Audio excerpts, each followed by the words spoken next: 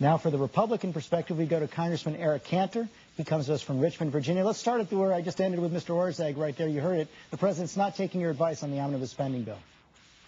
Good morning, George. Listen, I mean, the president was elected by the people of this country to institute change in Washington and to finally demand a federal government that's accountable to the people. We have almost a $500 billion omnibus bill that came out of the House that will be considered by the Senate. I think that we need to put our money where our mouth is and not just do as I say, not as I do.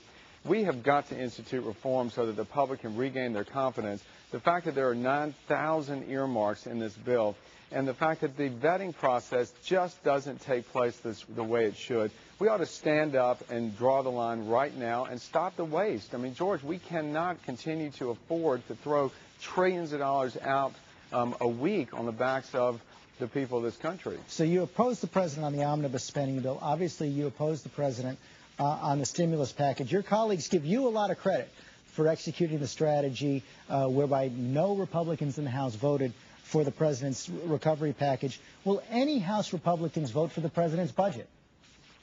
Listen, George, this budget obviously has raised a lot of concerns in a lot of different areas. But let's remember what the priority should be right now. The priority should be focused on preserving and protecting, creating new jobs. I mean, I talk to small business people in my district all the time. They're hurting right now. They're not even taking home a paycheck, and they're struggling to make the bills at the end of the month and to keep the lights on. That spells real danger for our economy.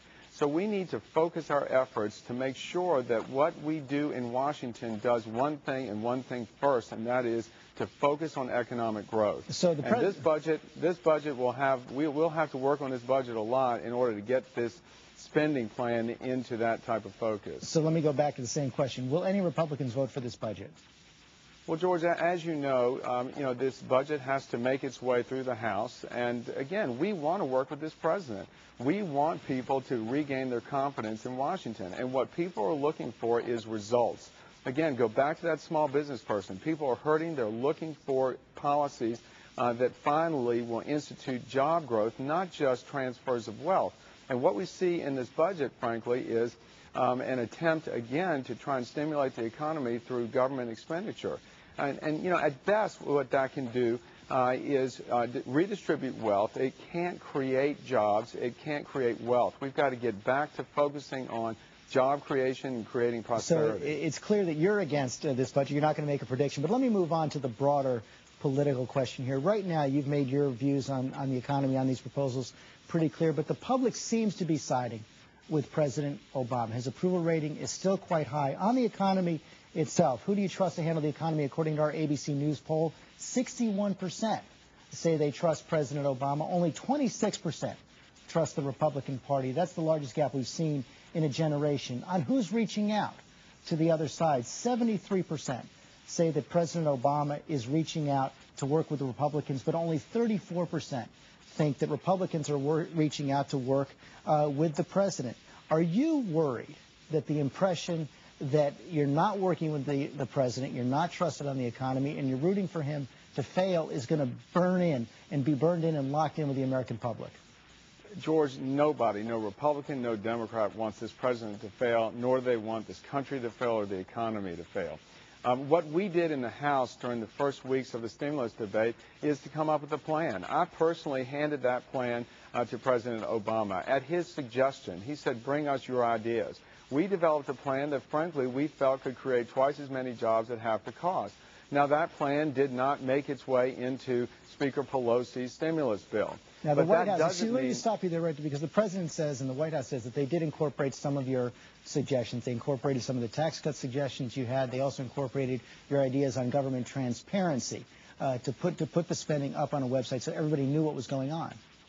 Well, George, again, on the transparency issue, when I met with then President-elect Obama, I suggested that we put everything up online immediately so we could have some ventilation of ideas in this country. Unfortunately, what went up online was the finished product once everything was hammered out, and the public did not have enough opportunity to, I think, opine on what they felt their taxpayer dollars should be spent on. But look, at the end of the day, the public is looking for results. They're tired of Washington just throwing money at a problem without having a well-thought-out plan.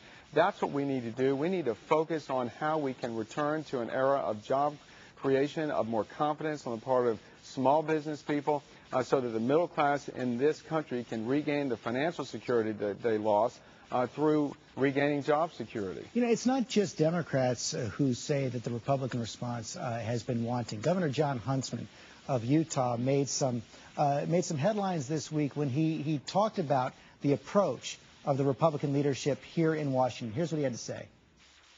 I've not met them. I don't listen or read to whatever it is they say because it's inconsequential completely. The future of our party will be based upon what happens in the laboratories and the incubators of democracy. Make no mistake about it. Those are some pretty harsh words from a member of your own party, a governor of your own party. Well, right. I can't comment because I haven't spoke to the governor. But let's say this, George. You know that the House Republicans have 178 members in the House out of 435. Speaker Pelosi does not need our votes to pass any legislation. But what we need to do as a party is we need to be out there positing affirmative plans, positive alternatives to the problems facing this country. And frankly, I believe that the people of this country think that we are spending entirely too much money, the money that we don't have. And as we see in this budget that has been presented last week, it is proposing massive tax increases on people and on businesses that can't afford to pay them. So we need to get some balance. We need to have a focus on middle-class families to make sure that the uncertainty is lifted and they can regain their confidence, as well as the investing public, so we can see job creation again. But Governor Huntsman says that you're not going to be reaching out to broaden the base of the party, reaching out to young people who have left the Republican Party in droves, unless you do have that positive agenda on the environment, unless you move to the middle on issues like gay rights. Are you prepared to do that in the House? There's no question. The Republican Party has to return to be one of inclusion, not exclusion. And we are a party with many ideas, and we have in that a commitment to make sure that we have positive alternatives if we don't agree with this administration or the House Democrats, and to continue to put those ideas forward. And again, the problems facing this country and the problems facing the working moms in the suburban office parks, the problems facing small business people across this country are not just Republican or Democrat problems. They are so big, they are so challenging. We all need to join together, not only in Washington but around the country, to put the ideas forward and to let's come up with solutions that actually produce results for a change instead of making matters worse, which Washington is famous for. So the Rush Limbaugh approach of hoping the president fails is not the Eric Cantor House Republican approach? George, absolutely not. And I don't think anyone wants anything to fail right now. We have such challenges. What we need to do is we need to put forth solutions to the problems that real families are facing today.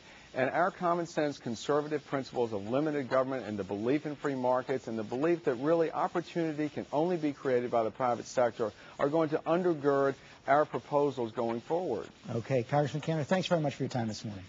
Thank you, George.